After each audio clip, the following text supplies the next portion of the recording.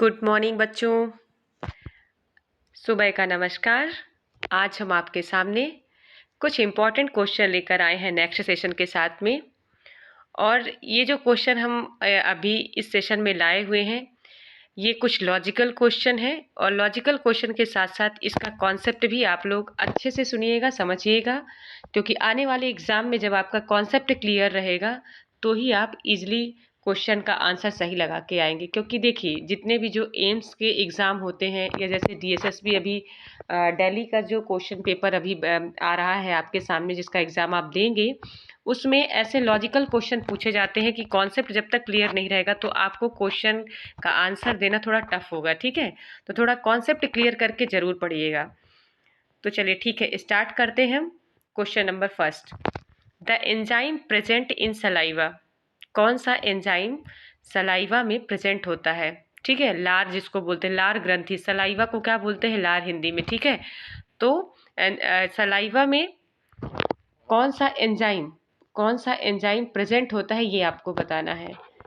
Option A maltose, option B galactose, option C starch, option D ptyalin. बताइए इसका correct answer क्या होगा? जी हाँ, ऑप्शन डी। इसका करेक्ट आंसर क्या होगा आपका? Option D, ptyalin enzyme. Saliva में जो लार ग्रंथ होती है, सलाइवा में क्या पाया जाता है आपका? टाइलिन एंजाइम प्रेजेंट होता है। ठीक है, माल्टोज, गैलेक्टोज, स्टार्च ये एंजाइम इसमें प्रेजेंट नहीं होते हैं। माल्टोज का वर्क क्या होता है? स्टार्च के डाइजेशन में हेल्प करता है। ठीक है, गैलेक्टोज आपका मिल्क में पाया जाता है। ठीक है, फ्रक्टोज एंजाइम आपका फ्रूट्स में प्रेजेंट होता है। बाकी अगर इनकी बात करें तो माल्टोज एंजाइम, गैलेक्टोज, ये सारे एंजाइम जो प्रेजेंट होते हैं स्मॉल इंटेस्टाइन के म्यूकस मेम्ब्रेन से सीक्रेट होने वाले एंजाइम्स होते हैं। ठीक है, जो कि डाइजेशन में हेल्पफुल करते हैं। आया समझ में? ठीक है, नेक्स्ट क्वेश्चन हम देखते हैं अब। Question number second, deficiency of folic acid. Deficiency of folic acid, option A. देखिए, डिफिशियंसी यानी कमी। ठीक है, एक्सेसिव अगर होता तो अधिकता, लेकिन यहाँ पे क्या पूछा जा रहा है? फॉलिक एसिड जो है उसकी अधिकता की उसकी कमी की वजह से क्या प्रॉब्लम होगी? Option A megaloblastic anaemia, option B rickets, option C beriberi, option D delay healing. ठीक है, क्या होगा इसमें? इसका करेक्ट आंसर क्या होगा? जी हाँ, करेक्ट आंसर इसका क्या होगा? Megaloblastic anaemia. ठीक है, रिकेट्स, बेरी, डिले हीलिंग। देखिए, विटामिन सी की कमी से क्या होता है आपका? क्या होता है? डेली हीलिंग होगा। ठीक है, विटामिन सी का जो वर्क होता है, फंक्शंस होता है, हीलिंग में वर्क करता है। इसके डिफिशियंसी की वजह से क्या होगा? हीलिंग का प्रॉब्लम आएगा। ठीक है, रिकेट्स हो गया आपका, विटामिन डी के डिफिशियंसी से क्या होगा आपका? रिकेट्स। बच्चों में होने वाला जो डिसीज होता है वो क्या होता है आपका? रिकेट्स। और यंग पर्सनस में होने वाला जो ओल्ड एज के पर्सनस होते हैं, ऑस्टियोमलेशिया, ये प्रॉब्लम होती है। ठीक है, बच्चों में विटामिन डी के डिफिशियंसी से क्या होगा आपका? रिकेट्स होगा। समझ में आया? विटामिन बी1 की कमी से क्या होगा आपका? बेरी डिसीज होगा। ठीक है, विटामिन बी1 की कमी की वजह से क्या होगा? बेरी डिसीज होगा। सभी को मालूम है ना बेरी डिसीज। ठीक है, थायमीन, जिसका साइंटिफिक नेम क्या होता है? थायमीन होता है। देखिए, मेगालोब्लास्टिक एनीमिया किसके डिफिशियंसी से हो रहा है? Folic acid. फोलिक एसिड कौन से नंबर का विटामिन होता है? विटामिन कौन से नंबर का होता है आपका? विटामिन बी9।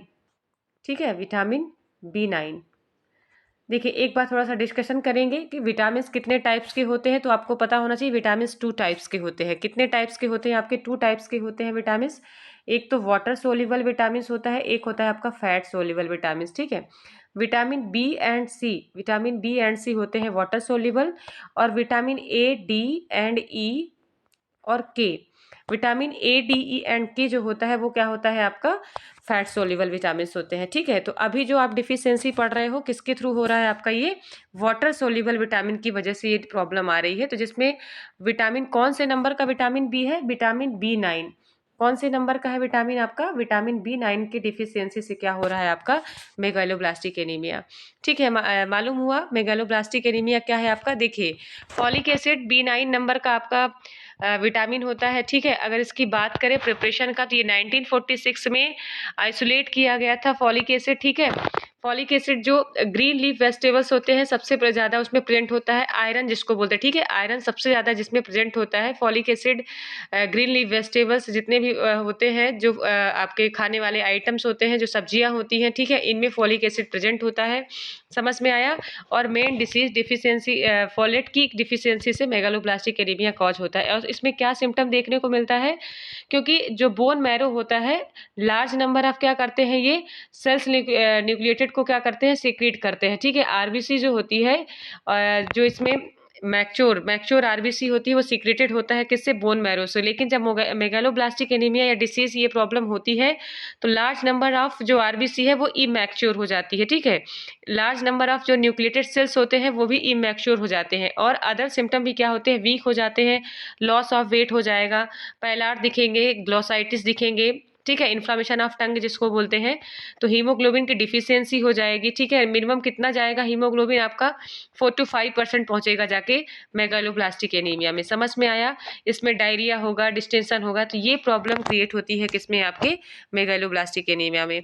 समझ में आया, ये सिम्टम देखने को मेगालोब्लास्टिक एनीमिया में।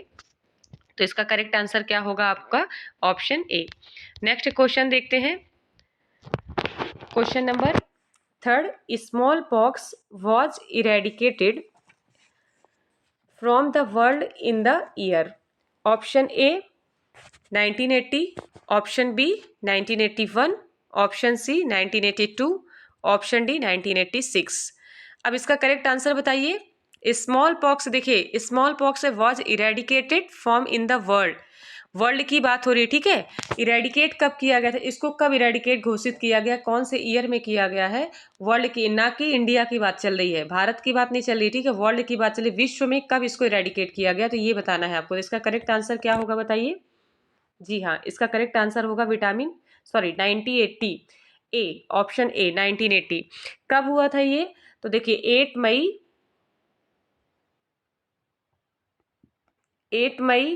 1980 में। कहाँ हुआ था ये, वर्ल्ड में। कहाँ हुआ, वर्ल्ड में, ठीक है। बात करें यहीं पे, ये इंडिया में कब इरेडिकेट किया गया, तो अप्रैल 1977 में। अप्रैल 1977 में इंडिया में क्या किया गया था, ये इरेडिकेट किया गया था। समझ में आया। और अगर बात किया जाए, जो लास्ट केस अगर देखा गया इंडिया में, तो केस कब देखा गया इंडिया में, तो 1975 में। लास्ट केस कब देखा गया इंडिया में, 1975 में देखा गया था। और कहाँ देखा गया था, तो बिहार में देखा गया था। कहाँ देखा गया था ये, बिहार में। 1975 में बिहार में लास्ट केस इंडिया में देखा गया था। बात करें अगर वर्ल्ड में कब देखा गया था, तो वर्ल्ड में ये 1977 में ये केस सोमालिया में देखा गया था। ध्यान रखिएगा, वर्ल्ड में ये जो केस देखा गया था, कहाँ देखा गया था आपका, सोमालिया में देखा गया था।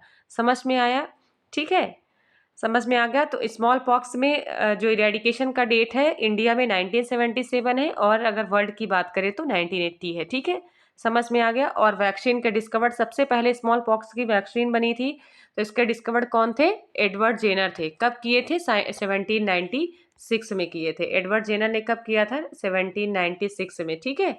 स्मॉल पॉक्स वैक्सीन का सबसे पहले फाउंडेशन किया था किसने, एडवर्ड जेनर ने, ठीक है। स्मॉल पॉक्स वैक्सीन का फाउंडेशन किसने किया, एडवर्ड जेनर ने। समझ में आया, ठीक है। नेक्स्ट क्वेश्चन देखेंगे अब।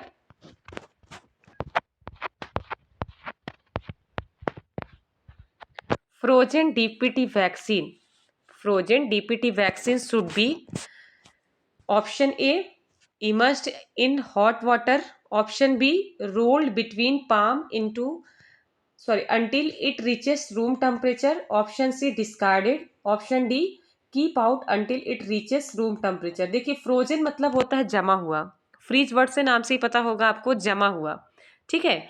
डीपीटी वैक्सीन, जब डीपीटी वैक्सीन मान लीजिए अगर जम जाती है, अगर कोई वैक्सीन जम जाएगी, फॉर एग्जाम्पल अगर कोई वैक्सीन जम जाएगी तो आप क्या करोगे, तो यहाँ पे डीपीटी वैक्सीन की बात हो रही है।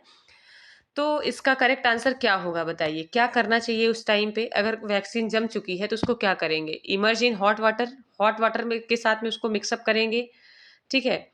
Roll between the palm into reaches room temperature, palm हमारी जो हथेली होती है हाथ की, उसके लेकर जो वैक्सीन है उसको हम इस तरह से रोल्ड करेंगे बार बार कि वो वैक्सीन क्या हो जाए, थोड़ा सा डाइल्यूट फॉर्म में आ जाए, ठीक है, लिक्विड बन जाए, जमी हुई है। जैसे कि आप जैसे बर्फ को लेते हो, बर्फ को आप बाहर करो, ठीक है, आइस को अगर आप बाहर करो तो क्या होती, पिघलती है वो। तो इसी तरह क्या रोल करना चाहिए वैक्सीन को, ठीक है। Next one, C number, discarded करेंगे वैक्सीन को, मतलब उसको बाहर करेंगे, हटा देंगे। डी नंबर होगा आपका, keep out until to reach room temperature, उसको रूम टेम्परेचर से बाहर रखेंगे, ठीक है, आउट करेंगे। तो इसका करेक्ट ऑप्शन क्या होगा बताइए? तो इसका करेक्ट आंसर क्या होगा? ऑप्शन सी, डिस्कार्डेड करेंगे। क्या करेंगे? डिस्कार्डेड कर देंगे। ऐसी अगर वैक्सीन है तो हमको इस वैक्सीन का यूज नहीं करना है, ठीक है। अगर देखिए, अगर कोई भी वैक्सीन अगर जम चुकी है तो वो वैक्सीन पूरी तरह से खराब हो चुकी है, ठीक है। तो यहाँ पे डीपीटी वैक्सीन की बात हो रही है। डीपीटी वैक्सीन क्या करेंगे हम उस समय पे उसको आउट कर देंगे, ठीक है, बाहर करेंगे, डिस्कार्ड कर देंगे, उसको हम यूज़ में नहीं लाएंगे, उसका उपयोग हमको नहीं करना है। समझ में आया? बाकी डीपीटी वैक्सीन कब लगाई जाती है तो सभी को मालूम होगा, ठीक है, 6 वीक, 10 वीक्स, 14 वीक्स में ये लगाई जाती है। इसके बाद अगर इसका फर्स्ट डोज बूस्टर की बात करें, और ये कैसी वैक्सीन होती है आपकी? किल्ड वैक्सीन होती है। डीपीटी वैक्सीन कैसी वैक्सीन होती है? किल्ड वैक्सीन होती है, ठीक है। कैसी वैक्सीन होती है ये? किल्ड वैक्सीन होती है। समझ में आया? और इसका डोज कितना है? 0.5 ml इसका डोज है, ठीक है। देन इसके बाद अगर बात करें तो डीपीटी वैक्सीन कब कब दी जाती है? तो 6, 10, 14 वीक, 6, 10 और 14 वीक, 6 वीक, 10 वीक, 14 वीक्स में दी जाती है। फिर इसके बाद हम कब देते हैं इसका बूस्टर डोज? कब देंगे? जो फर्स्ट बूस्टर डोज है, देखिए जो फर्स्ट बूस्टर डोज है, फर्स्ट बूस्टर डोज अगर हम बात करें तो कब देंगे? 16 to 24 मंथ देंगे। कब देंगे? 16 to 24 मंथ। सेकंड डोज हम कब देंगे? 5 to 6 ईयर। कब देंगे हम? 5 to 6 ईयर, ठीक है। समझ में आया? और बच्चों में वेस्टस लैटरलिस मसल में लगता है, ठीक है, <3 ईयर। अगर कोई बच्चा 3 साल से छोटा है तो कहाँ पे लगाया जाएगा? वेस्टस लैटरलिस मसल्स में क्या किया जाएगा? ये लगाया जाएगा। और जब बच्चा 5 to 6 ईयर का हो जाता है तो कहाँ लगाते हैं हम इसको? डेल्टॉइड मसल्स में। इतना ध्यान रखिएगा, जब बच्चा 3 साल से छोटा होता है तो उसको कहाँ लगाते हैं हम? वेस्टस लैटरलिस मसल्स में लगाते हैं। और जब बच्चा 5 से 6 साल का हो जाता है तो उसका कहाँ लगाते हैं वैक्सीन? ये डेल्टॉइड मसल्स में। समझ में आया? देन नेक्स्ट क्वेश्चन हम देखेंगे, which of the following vaccine is most sensitive to heat? Which of the following vaccine is most sensitive to heat? अब इसमें आपको ये बताना है कि इसमें से ऐसी कौन सी वैक्सीन है जो मोस्ट सेंसिटिव है। सेंसिटिव मतलब पता है आपको क्या होगा? देखिए, सेंसिटिव मतलब जब किसी भी टेम्परेचर या रूम टेम्परेचर के सामने कोई भी वैक्सीन अगर आती है, ठीक है, तो अगर ज़्यादा, अब इसमें बात पूछा जा रहा है कि मोस्ट सेंसिटिव हीट, अगर हीट के कांटेक्ट में आती है तो इतना सेंसिटिव, जैसे कि आप अगर धूप में जाते हो, आपकी स्किन इतनी सेंसिटिव है कि धूप में जलने लगती है, ठीक है। अभी सर्दियों के टाइम में धूप में जाओ तो अभी अच्छा लग रहा है, ठीक है, क्योंकि आपकी जो बॉडी है अभी कूल है, ठीक है। और वो सेंसेशन हमारी बॉडी से क्या कर रही है? हीट को एब्जॉर्ब कर रही है, तो वो इसको अडॉप्ट कर रही है। लेकिन बात यहाँ पे वैक्सीन की हो रही है, ठीक है। तो ऐसी कौन सी वैक्सीन है जो हीट के लिए काफ़ी सेंसिटिव है, मतलब उसके सामने वो नहीं रह पाएगी, ठीक है, ऐसे टेम्परेचर में वो रह नहीं पाएगी, उसको हम सेंसिटिव बोलते हैं, ठीक है। तो ऐसी कौन सी वैक्सीन होगी? Option A pertussis vaccine, option B typhoid vaccine, option C polio vaccine की ऑप्शन डी बीसीजी वैक्सीन। तो बताइए हीट सेंसिटिव वैक्सीन क्या होगा? इसका करेक्ट आंसर क्या होगा बताइए? जी हाँ, option C, polio vaccine. Polio vaccine क्या होती है? मोस्ट हीट सेंसिटिव होती है, ठीक है। वहीं पे अगर बात करें कोल्ड सेंसिटिव कौन सी वैक्सीन होती है, बात करें अगर कोल्ड सेंसिटिव वैक्सीन की, तो कौन सी वैक्सीन होती है आपकी? टिटनेस, टीटी बोलते हैं इसको, ठीक है। कूल या फ्रीज सेंसिटिव उसको आप बोल सकते हो। जिस प्रकार से यहाँ पे हीट लिखा हुआ है, अगर यहाँ पे ये वर्ड, अगर कूल का वर्ड आ जाता, क्या आता? कूल का वर्ड। हीट की जगह पे अगर कूल वर्ड आता तो फिर वहाँ पे कौन सी वैक्सीन होती है आपकी? टीटी वैक्सीन हो जाती। कौन सी? टिटनेस, मोस्ट फ्रीजिंग सेंसिटिव या मोस्ट कूल सेंसिटिव, ठीक है। और बात अगर हीट सेंसिटिव की जाए तो वहाँ पे क्या आ जाएगा आपका? Polio vaccine. देखिए, एक थोड़ा सा मैं आपको इजी ट्रिक बता देती हूँ। मान लीजिए कि एक आइस पैक आपने लिया, एक ऐसे आइस पैक बनाइए, ठीक है। देन इसके बाद हम आपको बता रहे हैं, इसमें तो थोड़ा सा आपको हम समझाने की कोशिश करेंगे। इधर आपका एरिया कहलाता है क्या? फ्रीज रेजिस्टेंस या कूल रेजिस्टेंस आप बोल सकते हो। फ्रीज रेजिस्टेंस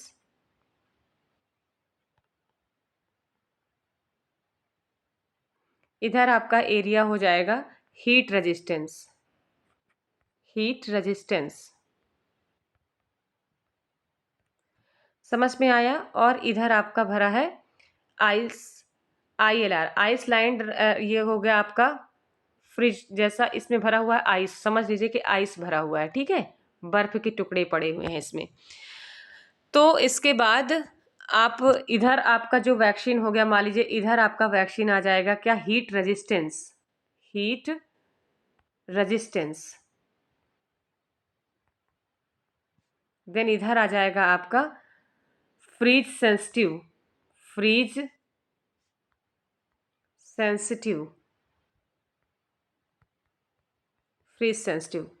देखिए इसमें आपको क्या देखना है, सबसे पहले तो मैं आपको बता दूं कि रेजिस्टेंस मतलब क्या होता है। अगर मान लीजिए क्वेश्चन में हीट की जगह में रेजिस्टेंस आ जाता, तो रेजिस्टेंस मतलब होता है एडॉप्टेशन, एडॉप्टेशन मतलब स्वीकार कर लेना, ठीक है। मतलब जो टेम्परेचर अगर किसी वैक्सीन को मिल रहा है तो वो उसको स्वीकार कर रही है, उस टेम्परेचर, वही टेम्परेचर उसको चाहिए, ठीक है, उसको एक्सेप्ट कर रही है। तो फ्रीज रेजिस्टेंस उसके प्रति क्या हो रही है, वो एक्सेप्ट कर रही है, टेम्परेचर उसको वही चाहिए, तो वो आप उसका क्या कहलाता है, रेजिस्टेंस कहलाता है। लेकिन सेंसिटिव मतलब क्या होगा कि जो चीज़ें उसके पास आ रही है तो वो उससे क्या होगी, सेंसिटिव है, काफ़ी सेंसिटिव है, तो वो खराब हो जाएगी, ठीक है। बात हीट सेंसिटिव की बात करें तो यहाँ पे जो वैक्सीन मैंने आपको बताया है, यहाँ पे सबसे पहले आपका OPV आएगा, ठीक है, OPV, oral polio vaccine heat sensitive है, ठीक है। बात करें फिर इसके बाद हमारा फ्रीज रेजिस्टेंस, ठीक है, फ्रीज रेजिस्टेंस की बात करें तो कौन सी वैक्सीन हो जाएगी, मैंने रेजिस्टेंस आपको बोला है क्या कि कौन सी रेजिस्टेंस, फ्रीज रेजिस्टेंस वैक्सीन कौन सी आ जाएगी आपकी, जो कि एडॉप्ट करेगी, वो क्या है आपका OPV, ठीक है। देन इसके बाद हीट रेजिस्टेंस वैक्सीन कौन सी आएगी आपकी, उसको एडॉप्ट कर रही है जो, वो क्या होगा आपका फ्रीज सेंसिटिव में आपका पहुंच जाएगा क्या, TT पहुंच जाएगा, क्या TT, ठीक है, टिटनेस वैक्सीन। समझ में आया। तो फ्रीज रेजिस्टेंस अगर ये आएगा तो वहां पे भी आपको OPV आंसर देना है। और heat sensitive, heat sensitive, sorry यहाँ पे आपका हीट रेजिस्टेंस नहीं, यहाँ पे आपका सेंसिटिव होना चाहिए, हीट सेंसिटिव, ठीक है, हीट सेंसिटिव और हीट रेजिस्टेंस यहाँ पे। तो बात अगर हीट सेंसिटिव और फ्रीज रेजिस्टेंस, मतलब रेजिस्टेंस मतलब एडॉप्ट कर रही है, तो भी आपको OPV आंसर देना है। और हीट रेजिस्ट अगर सेंसिटिव आ रहा है आपका, तो वहाँ पे भी आपको OPV देना है आंसर।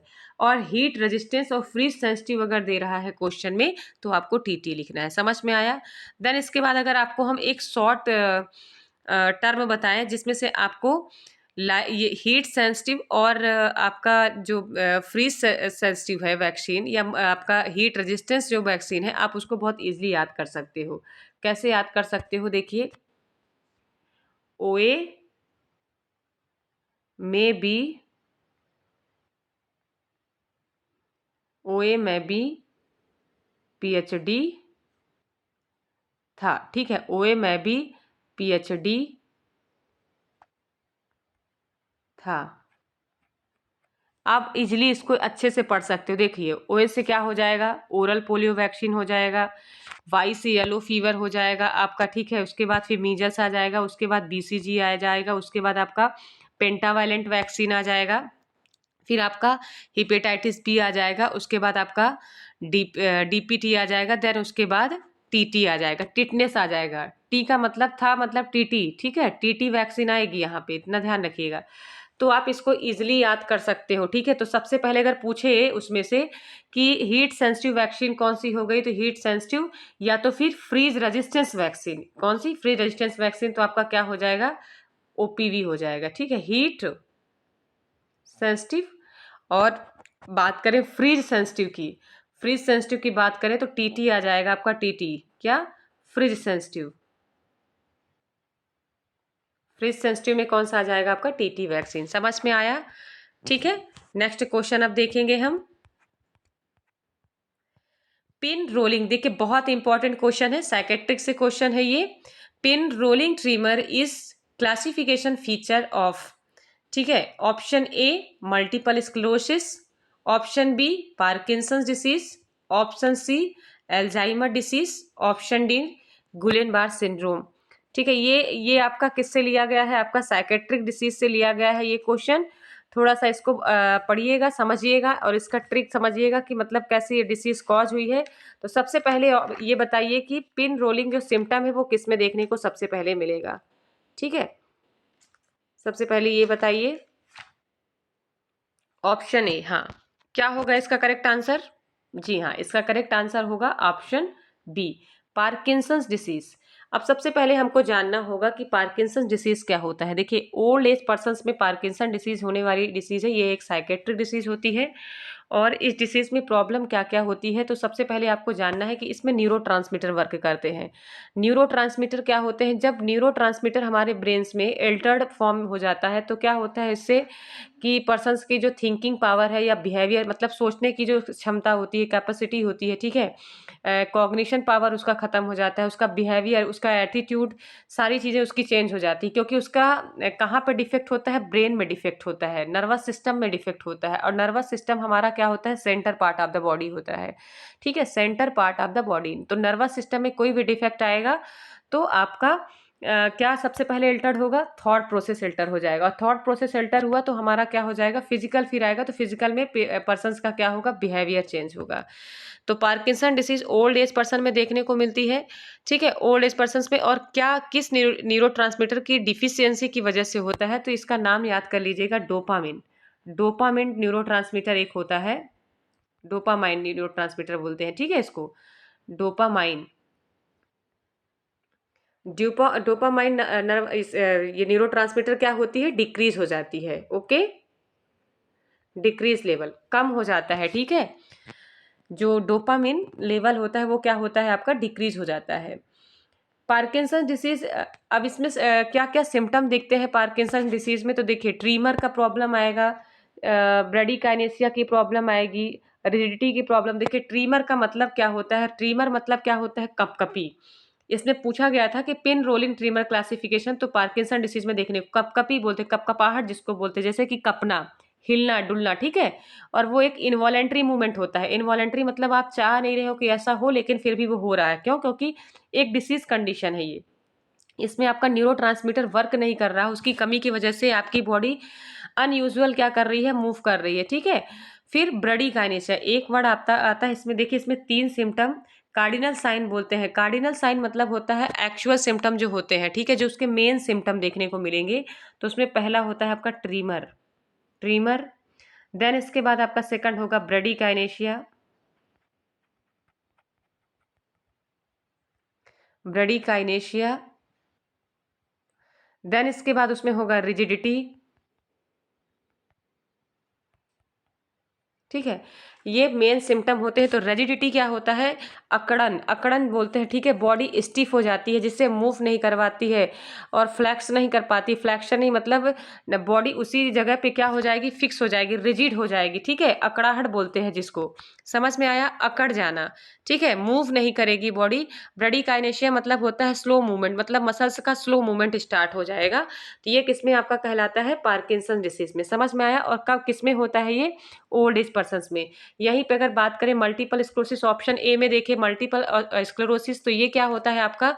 ये सेंट्रल नर्वस सिस्टम में जो माइलिन शीथ होती है आपकी, आपको मालूम होगा कि एक न्यूरॉन का स्ट्रक्चर सभी को मालूम होगा किस तरह से बना होता है। नर्वस सिस्टम में जो न्यूरॉन है, इस तरह से आपका स्ट्रक्चर कुछ बना होता है। ठीक है, तो इसमें क्या होता है? जो यहाँ पे कवरिंग होती है आपकी स्पाइनल कॉर्ड के बीच में, जो कवरिंग होती है, ये कवरिंग लेयर होती है। ठीक है, स्पाइनल कॉर्ड की कवरिंग लेयर होती है। तो यहाँ पे क्या होता है? जो माइलिन शीथ होता है वो डीमाइलिनेटेड होने लगता है। ठीक है, डीमाइलिनेशन ऑफ माइलिन शीथ। समझ में आया? Demyelination of myelin sheath. Multiple sclerosis में ये प्रॉब्लम आना स्टार्ट हो जाती है, स्पेशली रूप से। देखिए, एक तो ये डीमाइलिनेशन होने लगता है, क्यों होने लगता है? एक ऑटो इम्यून डिसऑर्डर होते हैं ये। ठीक है, इम्यूनिटी पावर हमारी जो बॉडी की है वो वीक होने लगती है, स्पेशली रूप से विटामिन डी और विटामिन B12 की डिफिशियंसी से होता है। कौन सी विटामिन से? विटामिन डी और B12 की डिफिशियंसी से होता है ये। समझ में आया? मल्टीपल स्क्लेरोसिस समझ में आया?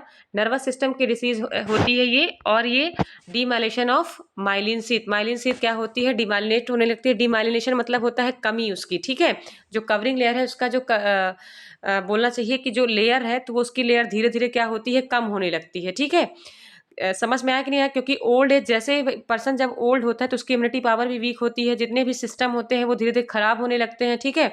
बॉडी ऑर्गन्स जो है, अगर कोई हार्मोन्स है या कोई न्यूरो ट्रांसमीटर है वो भी कम सीक्रेट होता है, तो इस वजह से क्या होती है, सारी प्रॉब्लम स्टार्ट हो जाती है, ठीक है। देन इसके बाद हम बात करें ऑप्शन सी में, एल्जाइमर डिसीज है। तो एल्जाइमर डिसीज कैसी प्रॉब्लम होती है, इसमें क्या होता है, पेशेंट की जो पार्शियल मेमोरी होती है वो लॉस हो जाती है, कंप्लीटली या पार्शियल मेमोरी। यह एक प्रकार का डिमेंशिया डिसीज होता है और ये भी एक ओल्ड एज में होने वाला डिसीज होता है। और किसकी डिफिशियंसी से होता है आपका एल्जाइमर डिसीज? तो एल्जाइमर डिसीज किसकी डिफिशियंसी होता है? Acetyl choline. एसिटाइल कोलिन जो एक न्यूरोट्रांसमीटर होता है उसकी डिफिशियंसी से एसिटाइल कोलिन, एसिटाइल कोलिन, ठीक है। एसिटाइल कोलिन न्यूरोट्रांसमीटर की डिफिशियंसी से क्या होता है आपका? अल्जाइमर डिसीज होता है, ठीक है। समझ में आया? इसमें पार्सल है, कंप्लीटली रूप से क्या होता है, मेमोरी लॉस हो जाता है। ये एक डिमेंशिया का फॉर्म होता है, ठीक है। डिमेंशिया पता है ना, ये ऑर्गेनिक ब्रेन डिसऑर्डर होता है। डिमेंशिया कैसा होता है? ऑर्गेनिक ब्रेन डिसऑर्डर होता है, उसी का ये एक टाइप्स है। देन इसके बाद हम बात करें गुलेन बार सिंड्रोम का। तो गुलेन बार सिंड्रोम क्या होता है? यह भी एक ऑटो इम्यून डिसऑर्डर होता है। समझ में आया? गुलेन बार सिंड्रोम पेरिफेरल नर्वस सिस्टम को अफेक्ट करता है। ये किसको अफेक्ट करता है? पेरिफेरल नर्व को। गुलेन बार सिंड्रोम किसको अफेक्ट करेगा? पेरिफेरल नर्व को क्या करेगा? अफेक्ट करेगा, ठीक है। अब देखिए इसका रीजन क्या है, क्या क्या रीजन होता है, किसकी वजह से गुलेन बार सिंड्रोम हो सकता है? पेरिफेरल नर्व को अफेक्ट करता है ये देखिए सबसे पहले तो जो मोस्ट कॉमन इसका इन्फेक्शन कॉज करने का, ये भी एक प्रकार की ऑटो इम्यून डिसीज है। देखिए आपका मल्टीपल स्क्लेरोसिस, गुलेन बार सिंड्रोम, ये दोनों ही क्या है? ऑटो इम्यून डिसऑर्डर है। जब आपकी बॉडी की इम्यूनिटी पावर वीक होती है तो various type of infection cause होते हैं। उनका बहुत सारे ऐसे ऑर्गेनिज्म होते हैं जो इन्फेक्शन को कॉज करते हैं, और बॉडी इन्फेक्शन की वजह से क्या होती है? नर्वस सिस्टम को अफेक्ट करती है। किसको प्रभावित करती है? नर्वस सिस्टम को। समझ में आया? तो इसमें मोस्ट कॉमन जो इन्फेक्शन बताया गया था कि गुलेन बार सिंड्रोम किसकी वजह से होता है सबसे ज्यादा, तो किसकी वजह से होगा गुलेन बार? कॉम्पिलोबैक्टर जेजुनी, कॉम्पिलोबैक्टर, कॉम्पिलोबैक्टर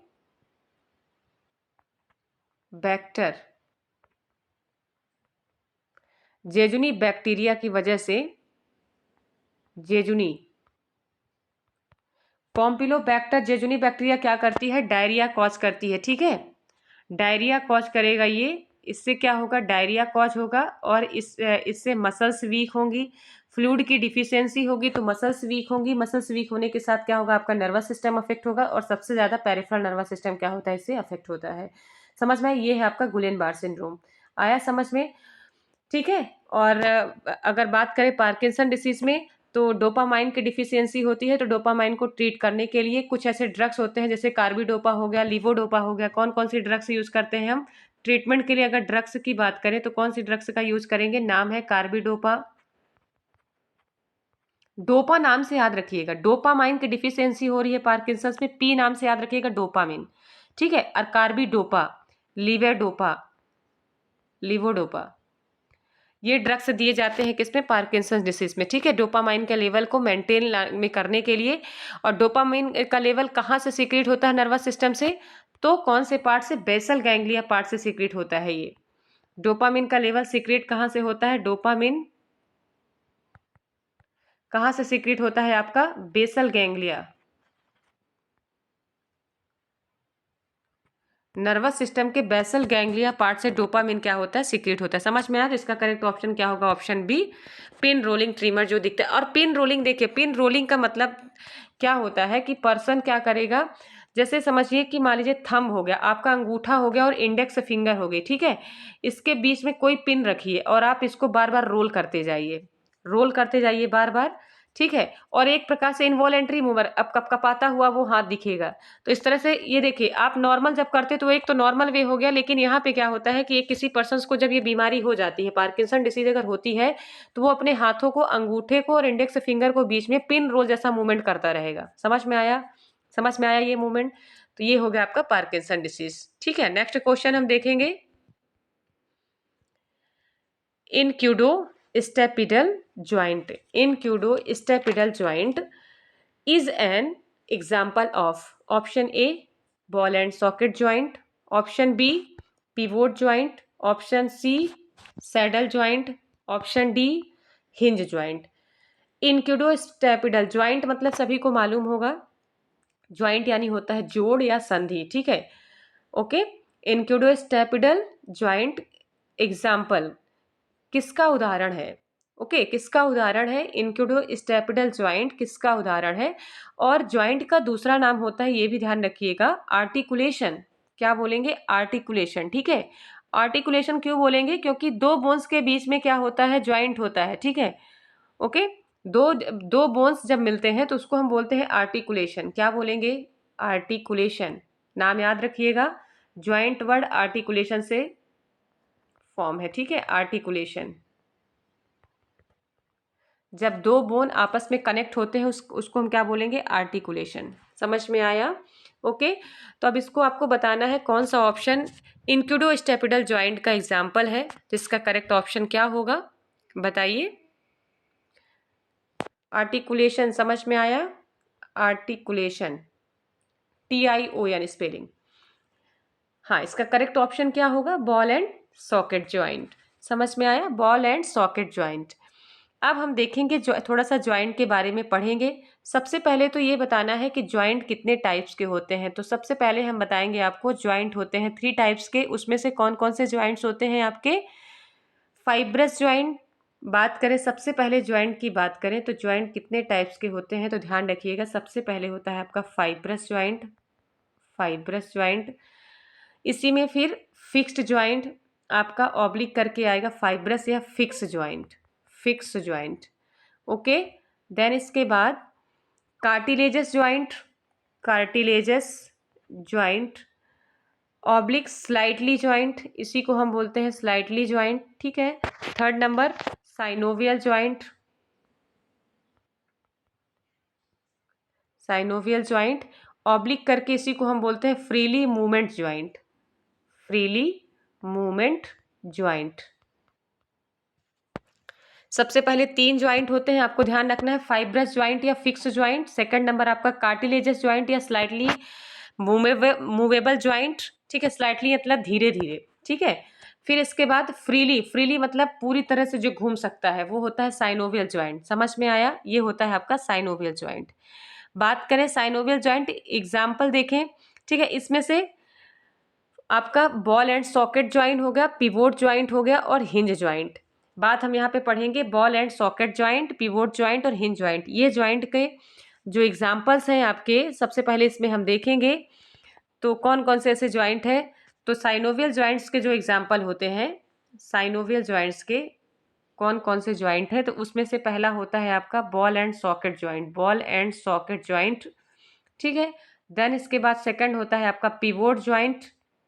ये साइनोवियल सॉरी ज्वाइंट के एग्जाम टाइप्स हैं। ठीक है, हिंज ज्वाइंट कितने टाइप्स के हो गए आपके? Synovial joint. फिर इसके बाद इसमें एल्बो ज्वाइंट भी होता है, कैंडिलॉइड ज्वाइंट भी होता है। ठीक है, कैंडिलॉइड ज्वाइंट, लेकिन ये साइनोवियल ज्वाइंट के एग्जाम्पल नहीं है, ध्यान रखना, ये 3 ही ज्वाइंट है। ठीक है, कैंडिलॉइड ज्वाइंट आपका अलग है। कैंडिलॉइड ज्वाइंट में क्या आएगा आपका? जैसे कि रिस्ट हो गया या मेटाकार्पल हो गया या मेटाफाइलेंजेस जो एरिया होता है, उसको हम क्या बोलेंगे? कैंडिलॉइड ज्वाइंट। समझ में आया? रिस्ट हो गया, मेटाकार्पल हो गया आपका, मेटाफाइलेंजेस एरिया क्या कहलाता है आपका? कैंडिलॉइड ज्वाइंट। आया समझ में?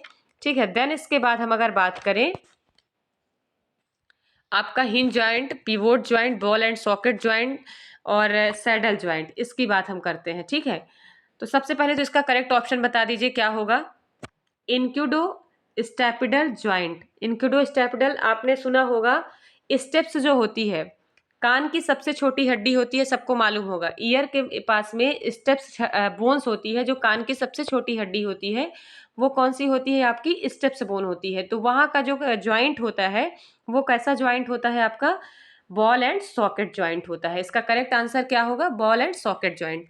हम बात करेंगे पिवोट ज्वाइंट, तो पिवोट ज्वाइंट क्या होता है? तो पिवोट ज्वाइंट देखिए क्या होता है। पिवोट ज्वाइंट आपका रोटरी, इसका दूसरा नाम क्या होता है देखते जाइएगा, रोटरी ज्वाइंट या ट्रेकॉइड ज्वाइंट, ट्रोकॉइड ज्वाइंट। ठीक है, इसका दूसरा नाम है। और एग्जाम्पल क्या आएगा? Radial ulnar joint. क्या आएंगे इसमें? Radial ulnar, radial ulnar joint. Radial ulnar joint क्या होगा आपका? पिवोट ज्वाइंट का एग्जाम्पल आएगा, ध्यान रखिएगा। बॉल एंड सॉकेट ज्वाइंट देखिए, फ्रीली मूवेबल जो ज्वाइंट होते हैं वो आपके बॉल एंड सॉकेट जॉइंट में जाएंगे, ध्यान रखिएगा। पिवोट जॉइंट ये सब साइनोवियल जॉइंट्स के ही एग्जाम्पल है, लेकिन जो फ्रीली मूवेबल जॉइंट है वो बॉल एंड सॉकेट जॉइंट। फिर इसके बाद पिवोट जॉइंट क्या है आपका, रोटरी, जो रोटेट हो सकता है, रोटरी जॉइंट या ट्रैकोइड जॉइंट कहलाता है। एग्जाम्पल आपका रेडियल अल्नार जॉइंट कहलाएगा। ये समझ में आया।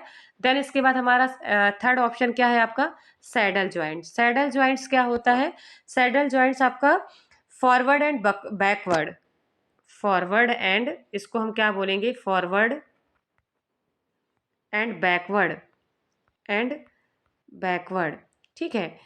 फॉरवर्ड एंड बैकवर्ड, पीछे की ओर जाना या आगे की ओर बढ़ना, ठीक है, आगे की ओर बढ़ना या पीछे की ओर जाना।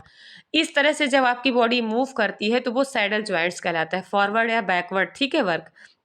इसका एग्जाम्पल क्या होगा, जैसे कि कार्पस मेटाकॉर्पल जॉइंट हो गया आपका, इंक्यूडोमोलार जॉइंट हो गया, ये किस में आएगा आपका, सैडल जॉइंट में जाएगा, ठीक है। देन इसके बाद हम बात करें हिंज जॉइंट की, तो हिंज जॉइंट में क्या जाएगा, हिंज जॉइंट को हम क्या बोलते हैं, गैंग्लिमस जॉइंट, क्या बोलेंगे हम, गैंग्लिमस जॉइंट, गैंग्लियम, गिंग्लियम मस जॉइंट, गिंग्लिमस जॉइंट, ओके, गिंग्लिमस जॉइंट, ठीक है, इसको बोलते हैं गिंग्लिमस जॉइंट। अब इसमें देखिए इसका वर्क क्या होता है, फ्लैक्शन और एक्सटेंशन का। हिंज जॉइंट का काम क्या है, फ्लैक्शन और एक्सटेंशन का। तो फ्लैक्शन एक्सटेंशन कहाँ से होता है, इसका जो वर्क होगा फ्लैक्शन एंड एक्सटेंशन, क्या होगा, एक्सटेंशन। इसका जो वर्क होगा किसके लिए होगा, ये वर्क फ्लैक्शन एक्सटेंशन का जो वर्क होता है किसके लिए होता है, नी जॉइंट, किसके लिए होता है, जैसे नी जॉइंट। देन इसके बात करें एल्बो, एल्बो, ठीक है, फिंगर, ये सारे आपके वर्क करते हैं किसमें, हिंज जॉइंट पे। समझ में आया। तो ball and socket joint, pivot joint, hinge joint, ये सारे साइनोवियल जॉइंट्स के एग्जांपल हो गए। आपके सैडल जॉइंट हो गए, ये सब फॉरवर्ड बैकवर्ड में हेल्प करते हैं। इसका एग्जांपल है आपका कार्पस मेटाकार्पल जॉइंट जो होता है, ठीक है। और मेटाकार्पल बस क्या है आपका, आपका कौन सा जॉइंट आएगा, कैंडिलाइट जॉइंट के अंदर आएगा, ध्यान रखिएगा। एल्बो जॉइंट होता है, फिर इसके बाद आपका कैंडिलाइट जॉइंट होता है। कैंडिलाइट जॉइंट आपका किसमें कैसा एग्जांपल होगा, रिस्ट और मेटाकार्पल का जो जॉइंट होता है उसको हम कैंडिलाइट जॉइंट बोलते हैं। पिवोट जॉइंट क्या होता है आपका, रेडियस अल्नार का होता है। सैडल जॉइंट बता ही दिया आपको। और हिंज जॉइंट किसका होता है, नी का होता है, ठीक है, ध्यान रखिएगा। नी जॉइंट आपका हिंज जॉइंट कहलाता है, या एल्बो का हुआ या फिंगर का हुआ, फिंगर एल्बो ये सारे किस में आएंगे, आपके हिंज जॉइंट में।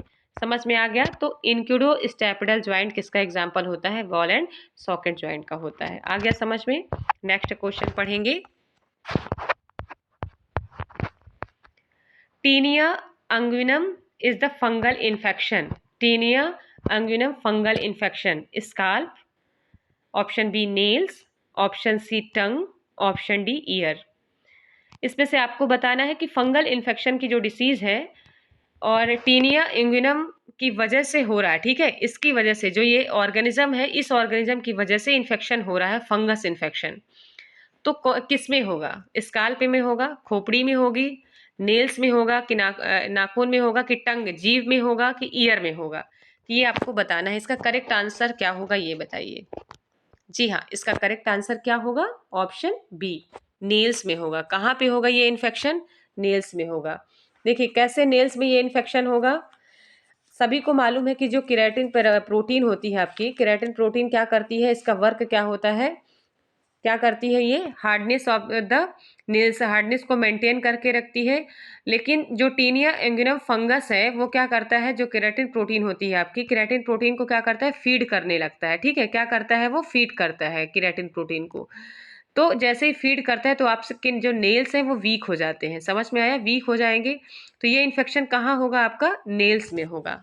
आया समझ में। नेक्स्ट क्वेश्चन हम स्टार्ट करेंगे।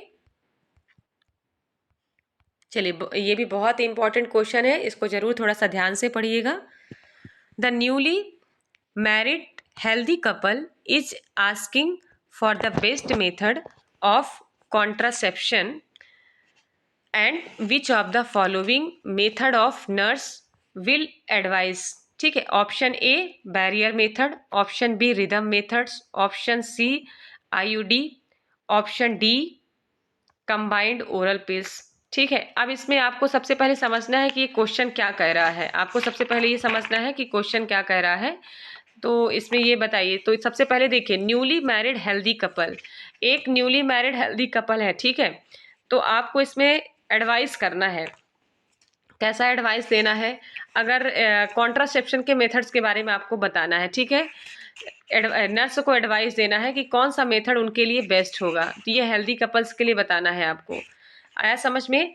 तो सबसे पहले देखिए, ऑप्शन ए है आपका बैरियर मेथड, ऑप्शन बी आपका क्या कहलाता है, rhythm methods, option C IUD methods, option D है आपका कंबाइंड ओरल पिल्स मेथड। तो इसमें सबसे बेस्ट मेथड कौन सा होगा उनके लिए, तो ये आपको वहाँ पे बताना है, ठीक है। समझ में आया? न्यूली मैरिड कपल अगर आपके पास आते हैं तो आपसे अगर एडवाइस ले रहे हैं तो आप क्या एडवाइस करोगे, ये आपको वहाँ पे आंसर देना है। तो इसका करेक्ट आंसर बताइए, इसका करेक्ट आंसर क्या होगा न्यूली मैरिड के लिए?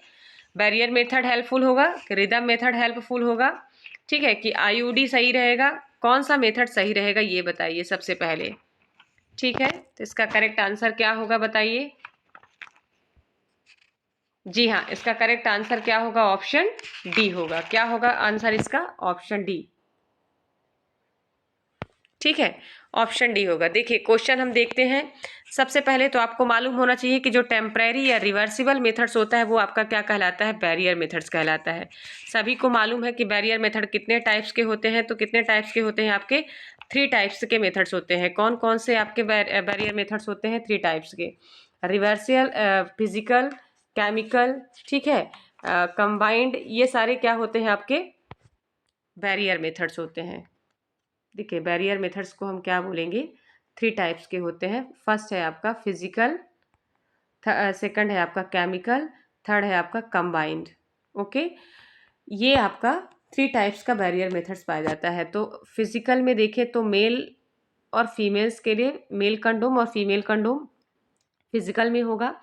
केमिकल का आपका ट्यूब होगा, सॉरी टैबलेट होगा और क्रीम, जेली, ये सारे किस में होंगे? आपके केमिकल में होगा। देन इसके बाद हम कंबाइन में बात करें तो क्या होगा आपका? वेजाइनल स्पंज होगा, आपका डायफ्राम होगा। समझ में आया? वेजाइनल स्पंज, डायफ्राम होगा। ये वेजाइनल स्पंज क्या होता है? इसको टूडे बोलते हैं, टूडे, ठीक है। ये कंबाइंड होती है, ठीक है, समझ में आया? ये सब बैरियर मेथड्स के क्या होते हैं? टाइप्स होते हैं। अब बात करें बैरियर मेथड्स में, तो बैरियर मेथड्स में जो मेल कंडोम और फीमेल कंडोम है, तो वो मेल का किससे बना होता है? लैटेक्स से बना होता है, लैटेक्स। देन फीमेल की बात करें तो पॉलीयूथरीन, ठीक है, पॉलीयूथरीन का बना होता है, पॉलीयूरेथीन का बना होता है, ठीक है। देन इसके बाद हम बात करें बैरियर मेथड में, तो देखिए ये सारे मेथड्स हो गए जो यूज़ किए जाते हैं, लेकिन इसमें बात पूछा जा रहा है कि बेस्ट मेथड्स क्या होगा, क्योंकि न्यूली कपल्स है तो अभी बैरियर मेथड से क्या होगा? इरिटेशन होगा, ठीक है। बैरियर मेथड्स अभी न्यूली कपल है तो उनके लिए एडवाइस करना सही नहीं होगा। सेकंड वन आता है आपका रिदम मेथड। रिदम मेथड सभी को मालूम है कि कैसा मेथड होता है? एस्बेस्टस मेथड होगा आपका, या तो फिर एक ऐसा मेथड्स होता है आपका कैलेंडर मेथड होता है। कैसा मेथड होगा आपका? Calendar method. समझ में आया? रिदम मेथड की बात करें तो इसका दूसरा नाम होता है आपका पीरियोडिक एब्स्टिनेंस, इसका नाम है दूसरा। पीरियोडिक एब्स्टिनेंस क्या नाम है? रिदम मेथड का। और क्या नाम है इसका? कैलेंडर मेथड या सेफ पीरियड। इसको हम क्या बोलेंगे? कैलेंडर मेथड, कैलेंडर मेथड या फिर सेफ पीरियड बोलते हैं। किसको बोलते हैं?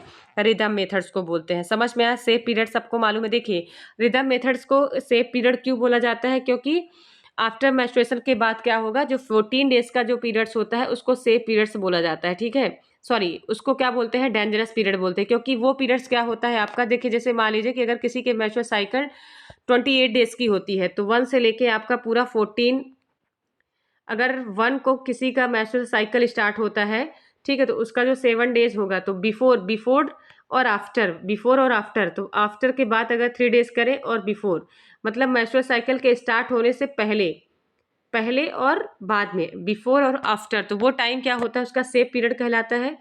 और इसके बाद 14 डेज में ओव्यूलेशन होता है, ठीक है। ओवम का 14 डेज में क्या होता है, ओव्यूलेशन होता है। तो उस पीरियड को क्या बोलते हैं, डेंजरस पीरियड। तो ये जो पीरियड्स होते हैं क्या कहलाते हैं, उसके डेंजरस पीरियड कहलाते हैं। तो ये होता है आपका रिदम मेथड।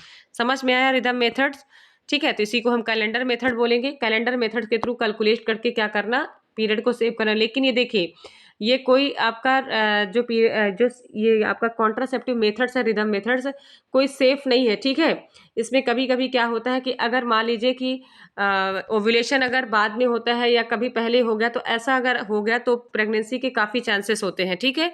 तो रिदम मेथड कोई सेफ कॉन्ट्रासेप्टिव मेथड्स नहीं होता है, क्योंकि कभी कभी क्या होता है, बॉडी के हार्मोन्स चेंज होते होते हैं, ठीक है।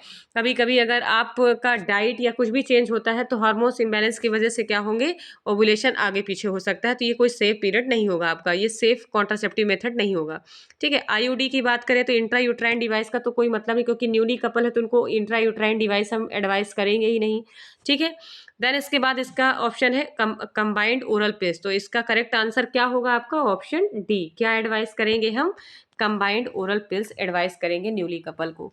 समझ में आया, क्यों करेंगे न्यूली कपल को। देखिए, सबसे पहले तो आपको ये भी ध्यान रखना है, कंबाइंड में क्या क्या आएगा आपका एग्जाम्पल, तो ये बताइए आप सबसे पहले।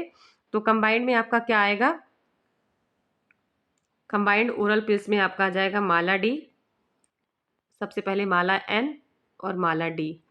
ध्यान रखिएगा, माला डी माला एन जो पिल्स होती हैं एस्ट्रोजन और प्रोजेस्टेरोन से मिलके बनी होती हैं, ठीक है। अगर इसकी टैबलेट फॉर्म करें तो क्या ये टैबलेट जो आती है तो इसमें कितनी टैबलेट होती है, 28 टैबलेट होती हैं। कितनी टैबलेट, 28 टैबलेट, जिसमें से उसमें से 21 जो टैबलेट होती हैं, ठीक है, वो एस्ट्रोजन प्रोजेस्टेरोन की जो टैबलेट होती है वो 21 होती है, और 7 जो उसमें टैबलेट होती है आयरन की होती हैं। किसकी होती है, आयरन की। समझ में आया, 7 जो टैबलेट होती है उस 28 टैबलेट में 21 tablet progesterone hormones combined pills होती है, ठीक है। और जो 7 टैबलेट होती है वो क्या होती है, आयरन की टैबलेट होती है, किसमें, माला एंड मालाडीन टैबलेट में, ठीक है। समझ में आया। और ये टैबलेट कब हम स्टार्ट कर देंगे, ये टैबलेट हम देंगे कब, कब देते हैं ये टैबलेट बताइए। तो ये टैबलेट हमको कब देना है, first 5 days of menstrual cycle, ठीक है। मेंस्ट्रुअल साइकिल के 5 डेज, मेंस्ट्रुअल साइकिल के 5 डेज के दौरान जब स्टार्ट होता है तो 5 डेज के दौरान ये टैबलेट स्टार्ट कर देना है। और लेने के लिए कब बोलना है, नाइट में, क्योंकि देखिए नाइट में अगर लेंगे तो उसको याद रहेगा कि हमको इस टाइम पे टैबलेट लेना है, ठीक है, ताकि कंटिन्यूएशन में होना चाहिए, तभी वो वर्क करेगा। नहीं तो अगर बीच में वो गैप करोगे तो वो फिर वर्क नहीं करेगी टैबलेट। तो नाइट में लेने के लिए हमेशा बोलना है। और मालायन जो टैबलेट होती है वो किसकी बनी होती है, तो इसको हम बोलते क्या है, नॉर्जेस्ट्रॉल। माला एन को हम क्या बोलेंगे, इसका एन से नाम रखिएगा नॉर्जेस्ट्रॉल, नॉर्जेस्ट्रॉल। और डी से याद रखिएगा डिजेस्ट्रॉल, डिजेस्ट्रॉल, ठीक है। डिजेस्ट्रॉल, नॉर्जेस्ट्रॉल और डिजेस्ट्रॉल, ये क्या है, मालायन माला डी की टैबलेट के नाम है, ठीक है। अब मालायन क्या होती है, फ्री ऑफ कॉस्ट होती है। ये दोनों में यही डिफ्रेंसिएशन है। मालायन क्या होती है, फ्री ऑफ कॉस्ट होती है, फ्री ऑफ कॉस्ट होती है, इसमें कोई पैसे नहीं लगते। और मालाडीन क्या होती है, 3 रुपीज़ में मिलती है। इसकी जो प्राइस है वो क्या है, 3 रुपीज़ में मिलती है। नाम से याद रखिएगा कि एन मतलब होगा नो, नहीं देना है वहाँ पे। एन मतलब माला, एन मतलब नो, और डी मतलब देना है। डी से याद रखिएगा देना है, तो 3 रुपीज़ इसमें लगेंगे। तो इसमें पैसे लगते हैं, उसमें पैसे नहीं लगते। समझ में आया, ठीक है। इसका बात अगर करें, इसका कॉम्बाइंड पिल्स बोलते तो 0.03 mg होता है इसका, और इसका होता है 0.15 mg, ठीक है। समझ में आया, तो इतना समझ में आ गया आपको, barrier method, rhythm method, IUD methods, combined oral pills method, ठीक है, आया समझ में, ठीक है। चलिए नेक्स्ट क्वेश्चन स्टार्ट करते हैं अभी। विच एब्डोमिनल ग्रिप, देखिए कुछ बच्चों ने पहले सेशन में हमसे कुछ डिस्कशन किया था कि हम गायनिक के क्वेश्चन लेके आए। तो देखिए अभी हमारा सेशन है कम्युनिटी हेल्थ नर्सिंग को, पूरा जितना भी उससे बनने वाले क्वेश्चन है, हमको तो अभी सारे सब्जेक्ट पढ़ाना है ऐसा नहीं है, आप लोग परेशान मत होइएगा। हम पूरी कोशिश करते हैं कि हम आपको हिंदी में भी उसको एक्सप्लेन करें और इंग्लिश में भी बताएं, क्योंकि कुछ बच्चों को क्या होता है हिंदी में प्रॉब्लम है, कुछ बच्चों को इंग्लिश में। तो हम ये चाहते हैं कि दोनों चीज़ें हम आपको कंबाइन करके पढ़ाएं, ठीक है। अगर हम नहीं टाइप करके लिख पा रहे हैं इसमें तो हम आपको ओरली बताएंगे, तो आप अगर ध्यान से सुनेंगे, वीडियो को अच्छे से देखेंगे तो आपको बहुत अच्छे से समझ में आएगा, क्योंकि जितना भी हो सकता है मैं कोशिश करती हूँ कि इसको हिंदी में एक्सप्लेन करूँ। ठीक है। इंग्लिश में से आपको क्वेश्चन इंग्लिश में मिलेंगे, लेकिन एक्सप्लेनेशन आपको हिंदी और इंग्लिश दोनों में मिलेगा। तो ताकि सभी को प्रॉब्लम ना हो, सभी को समझ में आए, तो आप पूरी तरह से इसको समझने की कोशिश करिए कि हम क्या बता रहे हैं। हिंदी और इंग्लिश में मत जाइए। सारी चीज़ें हम भी आपको बताएं, हम खुद हिंदी मीडियम से थे, ठीक है। हम फिर भी, लेकिन आज ये कंडीशन है कि हमको हिंदी और इंग्लिश पढ़ने में कोई प्रॉब्लम नहीं होती, क्योंकि जब हम जिन चीज़ों से बाहर भागेंगे ना तो वो चीज़ें हमसे दूर हटती चली जाएंगी। तो ये मत सोचिए कि अगर हिंदी है तो हमसे इंग्लिश नहीं बनेगी और इंग्लिश वाले हिंदी नहीं बनेगी। कोई भी लैंग्वेज टफ नहीं होती है, सारी लैंग्वेज अच्छी होती है। सारी लैंग्वेज को सीखने की कोशिश करिए। आप कोशिश करेंगे तो सब कुछ सीख जाएंगे, ऐसा नहीं है। और हम पूरी कोशिश करेंगे कि आपसे दोनों क्वेश्चन समझ में आए, हिंदी में आए तो भी समझ में आए और इंग्लिश में क्वेश्चन पूछा जाए तो भी आपको समझ में आए। बस आप ये जितना भी हम बताते हैं आपको तो अच्छे से सुनिएगा कि हम क्या बता रहे हैं। ठीक है। कुछ मिस्टेक देखिए हो सकता है, कभी कभी देखिए बाई जैसे कि कुछ लॉन्चिंग डेट भी है, कभी मिस्टेक हो जाता है कि अगर रिमाइंड नहीं हो पाता है, तो इस चीज़ को आप लोग मत लीजिएगा। अगर होता है तो आप कमेंट्स करके जरूर बता सकते हैं कि हाँ इसका ये होगा। ठीक है। समझ में आए। बाकी हम पूरी कोशिश करेंगी कि आपको इजीली और बहुत अच्छा समझ में आए ये। चलिए देखते हैं क्वेश्चन क्या बोल रहा है। Which abdominal grip is use to assist the descent the head in a pregnant women. देखिए ये क्या होता है आपका, सबसे पहले तो ये देखना है कि ग्रिप मतलब क्या होता है। ग्रिप मतलब होता है पकड़ना। हिंदी में अगर इसको बोले ग्रिप मतलब पकड़ना होता है। ठीक है। तो जो एब्डोमिनल ग्रिप होती है use to assist the descent of the head. ठीक है। जो बेबी का हेड डिसेंट होता है तो उस टाइम पे जो प्रेग्नेंट लेडीज होती है, वुमेन्स होती है, तो उसमें हम कैसे असिस्ट करेंगे, एब्डोमिनल ग्रिप के थ्रू हम कैसे असिस्ट करेंगे कि बेबी कहाँ पे अभी अटैच है। जो मदर्स का जो बोलना चाहिए कि जो ग्रेविडा होती है, जो प्रेग्नेंट लेडी होती है, तो उसमें हमको बेबी की पोजीशन देखना होता है। तो सबसे पहले ग्रिप क्या होता है हमको ये देखना है। ठीक है। और तो इसमें ये बोला गया है कि फर्स्ट फंडल ग्रिप होगा कि लेटरल ग्रिप होगा कि पेल्विक फर्स्ट होगा कि पेल्विक सेकंड होगा। तो आपको बताना है सबसे पहले कि ग्रिप क्या है। तो सबसे पहले जो ये एब्डोमिनल ग्रिप का जो डेफिनेशन दिया गया तो किसने दिया था, लियोपोल्ड मैनुअर ने दिया था। किसने दिया था सबसे पहले, लियोपोल्ड मैनुअर। किसने दिया आपको ये, सॉरी किसने दिया जो आपका एब्डोमिनल जो ग्रिप था तो किसने सबसे पहले दिया, लियोपोल्ड मैनुअर ने दिया। सबसे पहले नेम आफ्टर जर्मन ऑब्स्टेट्रियन गायनेकोलॉजिस्ट जो थे, कौन से थे, जर्मन ऑब्स्टेट्रियन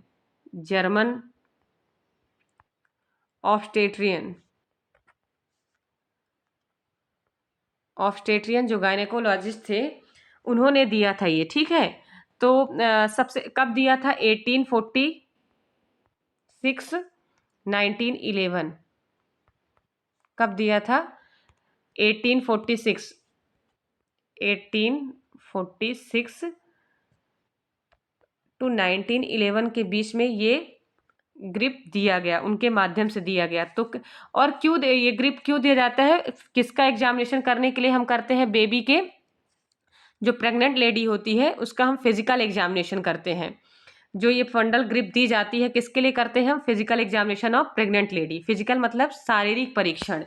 प्रेग्नेंट लेडी का जो लेडीज प्रेग्नेंट होती है उसका शारीरिक परीक्षण करने के लिए ये हम क्या करते हैं, ग्रिप को यूज करते हैं। समझ में आया।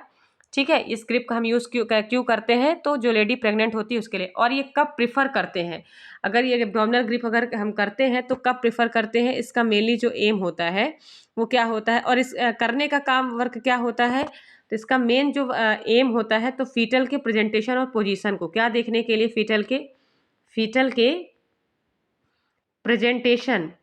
प्रेजेंटेशन और पोजीशन को देखने के लिए क्या करते हैं हम, प्रेजेंटेशन और पोजीशन को देखने के लिए हमारा इसका मेन एम होता है किसके लिए, ग्रिप। ठीक है। जो हम लिपोइड मैनुअर करते हैं इसको किसने दिया था, लिपोइड मैनुअर ने दिया था। फंडल ग्रिप, लेटरल ग्रिप।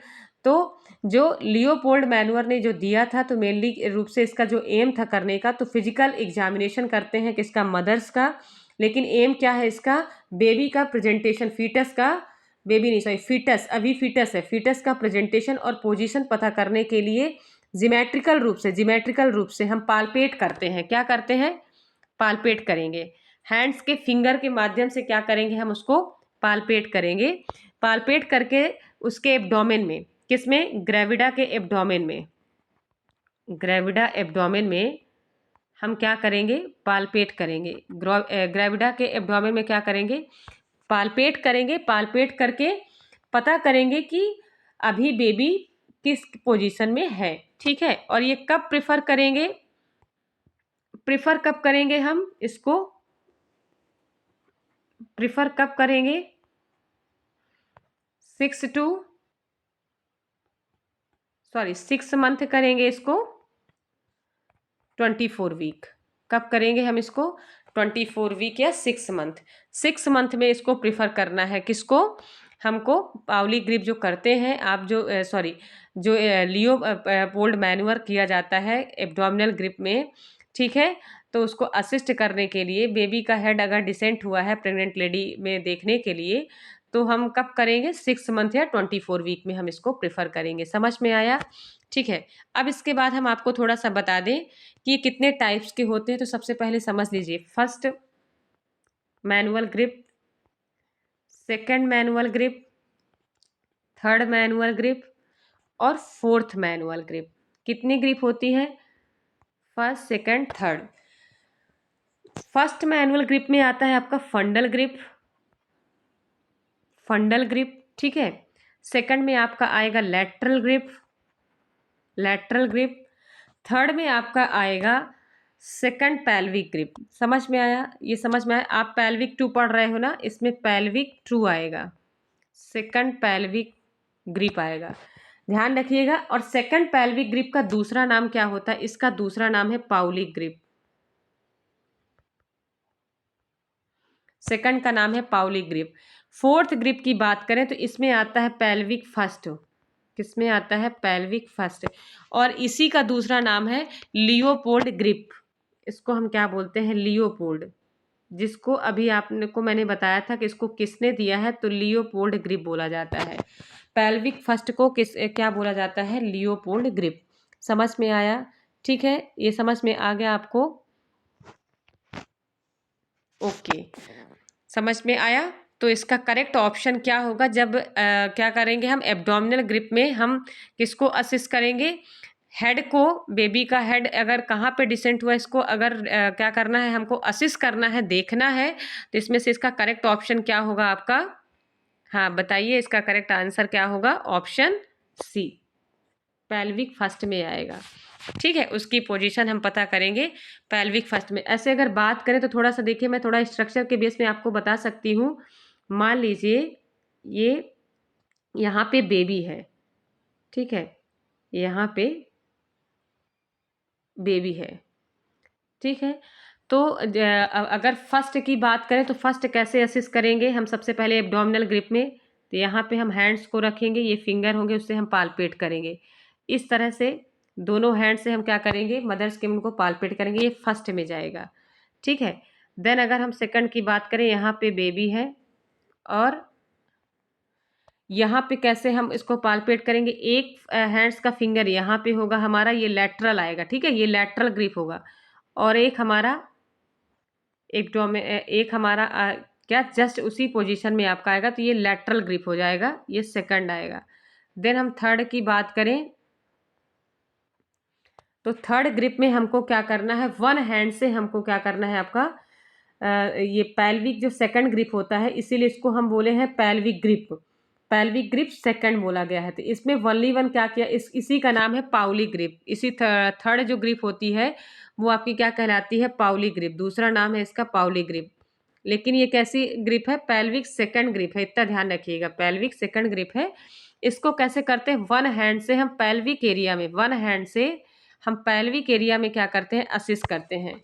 बेबी की जो पोजीशन है वो हम असिस्ट करते हैं। बात करें फोर्थ का, तो फोर्थ में क्या करेंगे? देखिए ये जो मैं बनाती हूँ, ये आपका हैंड्स है, और वन हैंड्स के फिंगर के माध्यम से क्या करेंगे हम? पीवी के माध्यम से हम पता करेंगे कि बेबी कितना डिसेंट हुआ है, ठीक है, उसका हेड अभी कितना डिसेंट हुआ है, इसका पता करें, उसकी पोजीशन पता करने के लिए, ठीक है, उसका प्रेजेंटेशन पता करने के लिए हम ये करते हैं ग्रिप, फंडल ग्रिप करते हैं, ठीक है। लियोपोल्ड जो मैनुअर किया जाता है इसमें असिस्ट करते हैं, किसका असिस्टमेंट करने के लिए करते हैं, physical examination of pregnant lady का। समझ में आया। तो फोर्थ में हम क्या करेंगे, फोर्थ में हम दोनों हैंड से, यहाँ पे हमारा जस्ट उल्टा आएगा, दोनों हैंड से हमारे जो हैंड के फिंगर है इस तरह से होंगे, फिंगर हमारा नीचे रहेगा, दोनों हैंड्स के फिंगर कहाँ होगा, पेल्विक एरिया में होगा, ठीक है। तो ये हमारा क्या कहलाएगा, पेल्विक फर्स्ट। ये क्या कहलाएगा हमारा ये क्या कहलाएगा हमारा, पेल्विक फर्स्ट कहलाएगा। समझ में आया आपको, ठीक है। अब नेक्स्ट वन देखेंगे क्वेश्चन। अब नॉर्मल पीएच ऑफ ब्लड, अब आपको नॉर्मल पीएच बताना है। Option A 7.4, option B 7.1, option C 6.9, option D 7.9। इसका करेक्ट आंसर क्या होगा बताइए। जी हाँ, नॉर्मल पीएच कितना होता है, 7.4, ठीक है। तो मालूम होना चाहिए आपको। थोड़ा सा पीएच के बारे में डिस्कशन कर लेते हैं। अगर पीएच देखें तो नॉर्मल पीएच जो ब्लड का होता है 7.35 से, सॉरी 7.35 से टू 7.45 होता है। कितना होता है आपका, 7.45 होता है पीएच वैल्यू। अगर 7.35 से बिलो जाता है तो वो जाएगा आपका एसिडिक कंडीशन जाएगी, एसिडिक। पीएच का फुल फॉर्म बोले तो क्या होगा, पोटेंशियल हाइड्रेशन, ठीक है। पोटेंशियल हाइड्रेशन, एसिडिटी होती है इसमें, एसिडिक जाएगी कंडीशन। और देन अगर 7.45 से ज़्यादा अगर जा रहा कंडीशन तो वो किस में जाएगा, आपका एल्केलाइन कंडीशन जाएगा। समझ में आया, ठीक है। तो पीएच वैल्यू नॉर्मल कितनी होती है ब्लड की, 7.35 से 7.45 जाता है। समझ में आया। तो एसिडिक कंडीशन कब जाएगा, 7.35 से कम जाएगा तो एसिडिक जाएगा, 7.45 से जाएगा अगर पीएच वैल्यू तो एल्केलाइन जाएगा कंडीशन। ओके, नेक्स्ट देखेंगे हम। विच of the following gases act an effective disinfectant. इसमें आपको बताना है कि कौन सी गैस इफेक्टिव डिसइंफेक्टेंट करती है, ठीक है। Option A hydrogen, option B oxygen, option C chlorine, option D sulphur. तो इफेक्टिव जो डिसइंफेक्टेंट का वर्क करती है तो कौन सी गैस होती है, तो इसका करेक्ट आंसर बताइए। जी हाँ, ऑप्शन सी क्लोरीन होती है, ठीक है। हाइड्रोजन भी एक गैस है, ऑक्सीजन है, सल्फर है, इनका वर्क डिसइंफेक्शन में नहीं किया जाता है। ओके, ऑक्सीजन तो सभी को मालूम है, ऑक्सीजन सफिशिएंट रूप से सबको नीड होती है, जिसकी वजह से कोई भी पर्सन लाइव नहीं कर पाएगा, ठीक है। लेकिन ये क्लोरीन जो आपकी गैस है वो किसके लिए की जाती है, डिसइंफेक्शन में यूज की जाती है। ओके, नेक्स्ट क्वेश्चन देखेंगे। The maximum immunoglobulin present in serum. Maximum, maximum मतलब ज्यादा, ठीक है। मैक्सिमम यानी क्या होता है, ज्यादा। Okay, immunoglobulin present in serum, serum में कौन सा इम्यूनोग्लोबुलिन सबसे ज़्यादा प्रेजेंट होता है, उसकी जो उपस्थिति है सबसे ज़्यादा कौन से इम्यूनोग्लोबुलिन का होता है। ओके, तो option A IgA, option B IgG, option C IgE, option D IgM. तो इसका करेक्ट ऑप्शन क्या होगा, ऑप्शन बी आईजीजी। इसका करेक्ट ऑप्शन क्या है, आईजीजी। समझ में आया। तो मैक्सिमम रूप से कितने परसेंट ये ब्लड में पाया जाता है, तो 80%। कितना पाया जाता है ब्लड में, ये सबसे ज्यादा इम्यूनोग्लोबिन पाया जाता है। मोस्ट अबंडेंट बोला जाता है इसको, क्या बोलेंगे, most abundant. Okay, next question हम देखेंगे। सेंसिटिविटी और allergic reaction to the drug is tested by administration the drug. Option A, देखिए सेंसिटिविटी और एलर्जिक रिएक्शन, आपकी बॉडी में जब कोई एलर्जिक रिएक्शन होता है, जैसे मैंने अभी आपको वैक्सीन में बताया कि आपकी बॉडी काफ़ी सेंसिटिव है, जो उससे दूर हटती है, ठीक है, उसको पसंद नहीं, उसको एलर्जी हो रही है, तो ड्रग इज टेस्टेड। जब एलर्जिक रिएक्शन का हम पता करते हैं, जब भी कोई ड्रग्स हम अगर देते हैं तो आपकी बॉडी से हम सबसे पहले सेंसिटिविटी पता कर लेते हैं कि क्या ये ड्रग्स देने से उस पर्सन को एलर्जी तो नहीं होगी। तो सबसे पहले हम उसका टेस्ट करते हैं, एलर्जिक रिएक्शन हमको देखना होता है। तो इसमें से ये बताया जा रहा है कि इस एलर्जिक रिएक्शन पता करने के लिए हम किसमें एडमिनिस्टर्ड मतलब कौन से रूट में एडमिनिस्ट्रेशन करेंगे ड्रग का, तो पता चलेगा कि उस पर्सन को एलर्जी हो रही है कि नहीं हो रही है। तो ऑप्शन पढ़ेंगे, option A ID, option B SC, option C IM, option D IV. इसका करेक्ट आंसर क्या होगा, जी हाँ, इसका करेक्ट आंसर होगा option A ID. Intradermal, dermis में हम क्या करते हैं, इंट्रा आईडी में हम क्या करेंगे उसको, और इसको कितने एंगल में दिया जाता है, 15 डिग्री एंगल में देते हैं। कितने एंगल में, 15 डिग्री एंगल में देते हैं। और इस सेंसिटिविटी का पता करने के लिए हम कौन से रूट में देंगे, आईडी में देते हैं। समझ में आया, इंट्राडर्मल रूट में देते हैं। बाकी एससी का पता है नाम, सबक्यूटेनियस, आईएम इंट्रामस्कुलर, आईवी। तो एससी कितने एंगल का होता है आपका, तो 45 डिग्री का होता है। आईएम आपका 90 डिग्री का होता है। आईवी आपका 25 डिग्री का होता है। समझ में आया। तो आईडी आपका कितना होता है, 15 डिग्री एंगल। ठीक है, नेक्स्ट क्वेश्चन देखते हैं। चलिए ठीक है बच्चों, आज का सेशन आपको कैसा लगा? अगर आपको अच्छा लगा तो लाइक एंड शेयर करिएगा, और जीएस इंडिया में ये वीडियो देखना जरूर जरूर देखिएगा, जरूर मत भूलिएगा। सारे काम छोड़ के इसको जरूर देखिएगा, ठीक है। और अगर अच्छा लगा हो तो इसको ज़्यादा से ज़्यादा लोगों को शेयर करिएगा। Thank you.